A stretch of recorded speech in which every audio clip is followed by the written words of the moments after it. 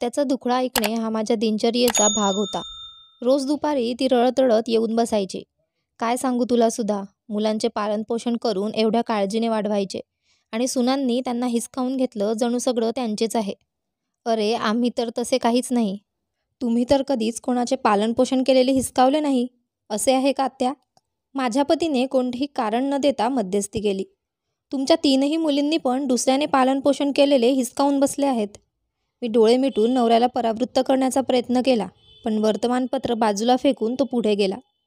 माझी आईही म्हणते की लग्नानंतर मी सुधाचाच होऊन राहिला आहे. आता तुम्हीच सांगा मी काय करू? मला समजत नाही, जेव्हा सुनेचा एवढा हेवा करतात, मग काय गरज आहे गडबड करून घरी आणायची? आपल्या मुलाचे लग्न होण्याआधी प्रत्येक आईने हे नीट समजून घेतले पाहिजे की आता आपला मुलगा दुसऱ्याला सोपायचा आहे. मुलीचे पालक जसे विचार करतात. एक नवीन घर बनते आत्या, ती जबाबदारी मुलावर येते. तेही अनेक नात्यांमध्ये विभागले जाते. अशा स्थितीत आईचा असा विचार करणे की आपला मुलगा आताही दूध पिणारा पिल्लू बनून राजापेठासारखा आईचा पदर धरून राहील, तर हा त्याच्यावरच अन्याय आहे. नाही सुधीर, आईचा पदर का पकडेल बिचारा राजापेठा? ती हुरपरी जी मिळाली आहे पदर द्यायला. आत्यांनी हात हलवला. मला प्रकरण गुंतागुंतीचे करायचे नव्हते, पण खूप हातवारे करूनही माझा नवरा सहमत नव्हता. तो म्हणाला, हूर आणणारी कोण? तूच आहेस. शेकडो मुली पाहून तुझी सून कोण घेऊन आली? मग सुनेसोबत रोज का रडत बसता? तिला येऊन फक्त 2 महिने झाले आहेत. नुकतेच लग्न झाले आहे. तू तुझ्या सुनेला लाडाने आपल्या ताब्यात ठेव. एकेकाळी तू पण कुणाची सून झाली होतीस. मी मागे फिरणारी नाही. हे बघ सुधीर, मला विशूचे त्याच्या सासरी जास्त भेटणे वगैरे आवडत नाही. तिचा धाकटा भाऊ 3 दिवसांसाठी आला आहे. तो बाहेर शिकतो, म्हणूनच तो सुट्टीत बहिणीच्या घरी आला आहे. मग काय, तू सुद्धा तुझ्या मुलींच्या घरी 3 महिने राहून येतेस. तो अजून लहान भाऊ आहे. ते मी तर उपचार करून घेण्यासाठी. उपचार करून घेण्यासाठीच सही, पण जावयाने भरपूर सेवा केली हे तूच तर सांगत होतीस.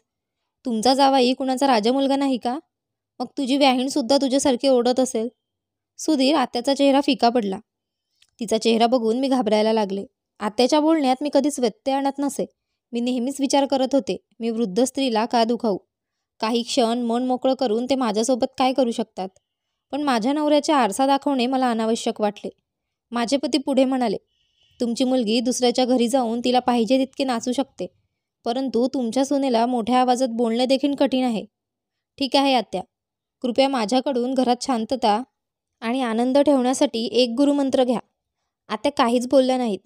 ती त्यांच्याकडे रागाने पाहत राहिली. नवरा बोलत राहिला, पण आत्या निघून गेल्या. मला ते आवडले नाही, पण मी प्रत्यक्षात गप्प राहिले.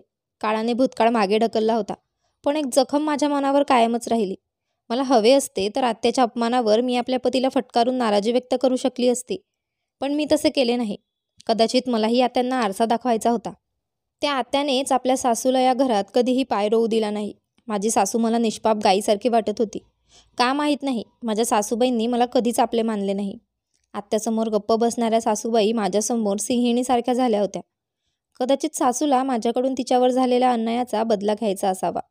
ती माझ्याशी तिच्या भावनांबद्दल कधीच बोलली नव्हती आणि माझ्या नवऱ्याच्या कानात गोष्टी कुजबुजत सांगायची, ज्याचा परिणाम आमच्या कौटुंबिक जीवनावर होत असे. आम्ही आपापसात भांडत असत, ज्यासाठी आमच्याकडे काही कारण नव्हते. एका संध्याकाळी जेव्हा माझ्या आईवडिलांच्या घरून माझ्या भावाच्या लग्नाचे पत्र आले, तेव्हा मी आनंदाने आईकडे धावत जाऊन तिला सांगायला गेले, पण माझा आनंद उद्ध्वस्त झाला. त्या रागाने म्हणाल्या, आमच्या घरात आईच्या कुटुंबावर फारशी चर्चा करायची प्रथा नाही. मी अवाक होऊन नवऱ्यासमोर रडत म्हणाले, माझं लग्न या घरात झालं म्हणून माझं माहेरचं घर संपलं असं होते का? त्या दिवशी पहिल्यांदा नवरा आईवर रागावला. माझ्या मनात सासूबद्दल असलेला आदर हळूहळू कमी होऊ लागला. हे खरे आहे, सासू तिला तिच्या सासरच्यांकडून जे काही मिळाले ते मला परत करत होती, पण ते न्याय्य होते का?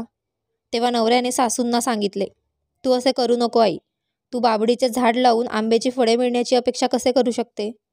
सुधाला विनाकारण दुखावलं तर घरात सुख शांती कशी राहील? आदर हवा असेल तर आदर द्यायला शिका. तिच्या आनंदात आपणही आनंदी असायला हवे. माझ्या नवऱ्याने माझी वकिली करून खुनासारखा गुन्हा केला अशा नजरेने सासू माझ्याकडे पाहू लागल्या. ती घाईघाईने म्हणाली, कालची आलेली तुझी इतकी लाडकी झाली आहे की तू मला समजवायला निघाला आहे. बायकोचा बैल. त्या क्षणापासून सासू माझ्या प्रतिस्पर्धी झाल्या. कधी माझ्यावर पैसे चोरल्याचा आरोप होत होता, तर कधी माझ्या नंदांची योग्य काळजी घेत नसल्याचा आरोप होत होता. हळूहळू पतीने हस्तक्षेप करणे बंद केले. 20 वर्षानंतरही सासू मला स्वीकारू शकल्या नाहीत. जोरूचा गुलाम असण्याचे लेबल अजूनही माझ्या पतीवर चिकटलेले आहे. सासू आणि मी नदीच्या दोन काठांसारखे राहतो. मला आश्चर्य वाटले की माझ्या नणंदांच्या घरात सासूचा पूर्ण हस्तक्षेप आहे, पण माझ्या माहेरचे कोणी आलेले त्यांना आवडत नाही. आत्या आणि सासूच्या गैरवर्तनाने आयुष्यभर अपमानित झालेल्या सासू माझ्या मनातील वेदना का समजू शकल्या नाहीत. मी त्यांच्या मुलाची पत्नी आहे, त्यांची प्रतिस्पर्धी नाही. आत्या निघून गेल्या, पण मागे कडवटपणाचा खोल धूर सोडला. नवरा खूप अस्वस्थ होत होता. म्हणाला, मला माहीत नाही निसर्गाने बाईला असे का बनवले आहे. 10-10 पुरुष एकत्र राहतात, पण जेव्हा जेव्हा 2 स्त्रिया एकत्र राहतात तेव्हा ते त्यांच्या हक्कासाठी लढतात. विशेषतः स्त्रीला आपला मुलगा तिच्या सुनेसोबत शेअर करणे कठीण जाते. हे प्रत्येक घरात होत नाही. मी त्याला अडवलं. हो, तू खरं बोलतेस.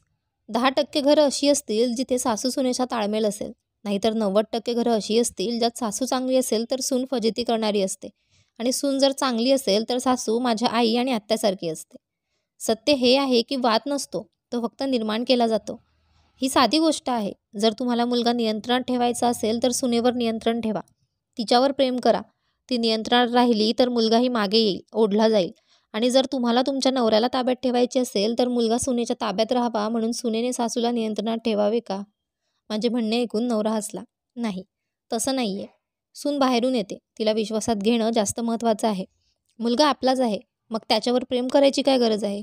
जेव्हा तुम्ही एखाद्या अनोळखी व्यक्तीला स्वतःचे बनवता तेव्हा मजा येते.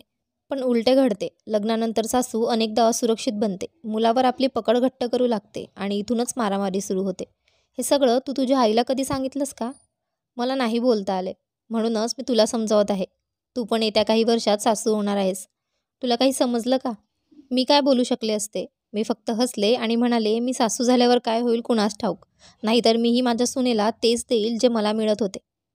तुम्हाला ही कथा कशी वाटली कमेंट बॉक्समध्ये नक्की सांगा. चॅनलवर नवीन असाल तर सबस्क्राईब करायला विसरू नका. धन्यवाद.